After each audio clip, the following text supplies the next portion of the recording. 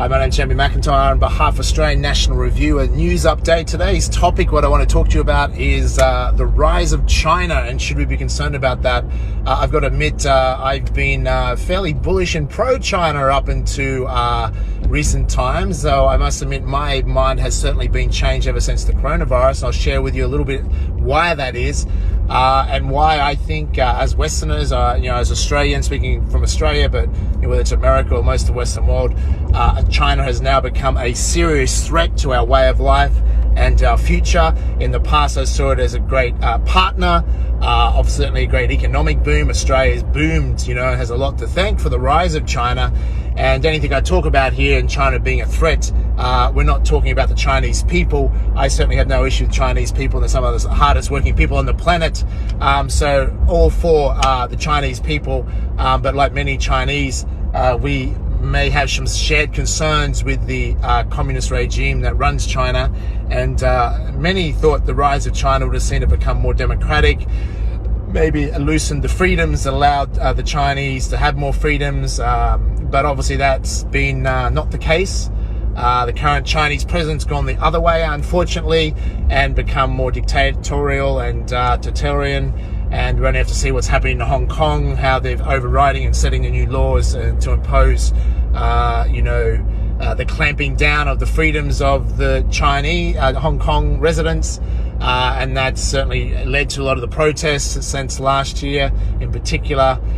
So now we see what appears China being quite aggressive. Now, of course, China still may be predominantly interested in protecting its own part of the world and protecting itself from failing within.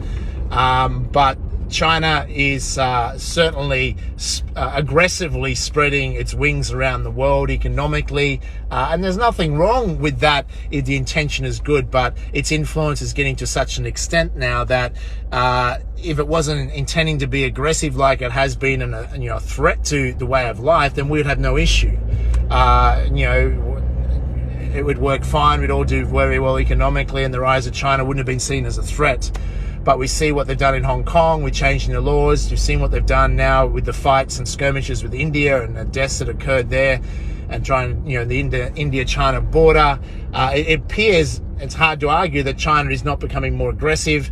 And I believe they're complicit working with Soros, Clinton and Cohen, Gates, etc., in utilizing the coronavirus as another tool to see the fall of the West and impose their totalitarian system on the world as they push their control over the world. And that is a major concern. They've already changed laws, and we'll run a video on this for you on Australian National Review. You'll be able to see where their laws, they've created laws which is unheard of before, where even non-Chinese residents, they can be charged with laws of China, even if outside of China. So even though in Australia we benefit greatly from China, and I said I have no issue with the Chinese people, no interest in issue with China becoming such a powerful force on the basis that it becomes certainly more democratic, or it's willing to be a partner and not become an aggressive imperialist power that threatens the way of life. And with technology, we've seen what China has used that technology to curb their citizens' rights. Instead of being a great thing that can help many people, if you have a credit score in China, basically you're controlled by your mobile phone, etc. If you want to go and buy a train ticket or a flight to fly out of your province, and if you've said something bad about the communist regime or whatever they deem to give you a bad credit score, then you're declined in buying that train ticket, or declined from leaving your state, or declined from leaving your basically suburb, or they can lock you down. With the removal of cash, and this is why in the West we must push back against the removal of cash. That is a global elitist agenda to control the world. If there's no cash, then you will pay eventually with a chip that's put inside you through a vaccine. They're going to want a mandatory force upon you. See, China's all into mandatory vaccines. The West shouldn't be, but we know what's coming if we don't push back. Is that basically about to turn you off the system. So if you're critical of the government, a totalitarian system, you're critical, step out of line, they'll turn you off. You can't pay for anything, you can't buy a train ticket. And even in the West, what they're trying to push this totalitarian system through the guise of a coronavirus scam is take away our civil liberties. And it's already happening. Soon if Gates, is in business with China, They don't care about anything other than their foolish agendas of thinking vaccines are going to save the world, a load of nonsense. But, mandatory vaccinations, you'll go to want to renew your car license in Australia before long, and sorry, you're not fully vaccinated, you haven't taken the coronavirus vaccine, which will kill and injure many, but too bad. You can't get your license. Sorry, you're not allowed into the shopping mall because your chip says that you haven't been fully vaccinated. Sorry, you can't buy a plane ticket. I'm already where our liberties, you can't even cross a border in some of the states in Australia. You can't even leave your building in some buildings in Melbourne.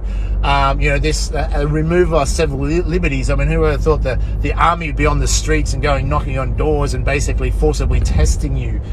Before long, they'll be forcibly vaccinating you like they tried to do to Americans after the fake 1976 swine flu pandemic.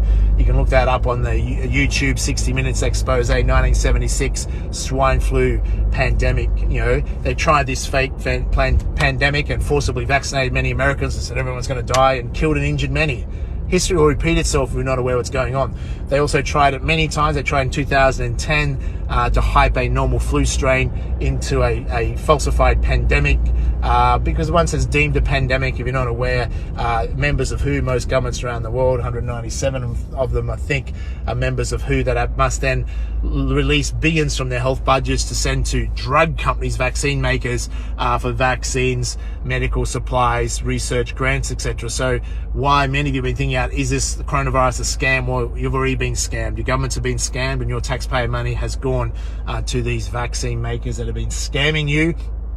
And those partners they have that are happy to have a totalitarian future so they can control the world and keep you under wraps and keep you in control. That's the future they have for us, folks. And partnering with China is, of course, China's happy with that future because that's the future they are creating for the Chinese in China. And that's why many Chinese or Hong Kong residents want to get out of China, because they would like to live a life with somewhat more freedom. So there's a lot at stake. The rise of China is now a threat, in my opinion. That's just my opinion. No issues with the Chinese people. We wish you well, and we thank you for your contribution to the world. You've done a lot, and it's good to see so many people come out of poverty, but we certainly don't want to see a capitalist system overlaid with a communist system on top that dictates every aspect of our life and forcibly mandatory vaccines and amongst other things, and we lose the right for cash and we're completely controlled. But that's what's coming. So China is a threat based on that, because they're partnering with the traitors, the treasonous in our Western society, such as the Clintons, George Soros, Bill Gates, and other elite established in what we call the establishment, the cabal. And these people are not the people we want running the world. We need to push back against that. But anyhow, that's my thoughts on China. Let us know what you think. Is the rise of China now a threat to our way of life? Talk to you soon.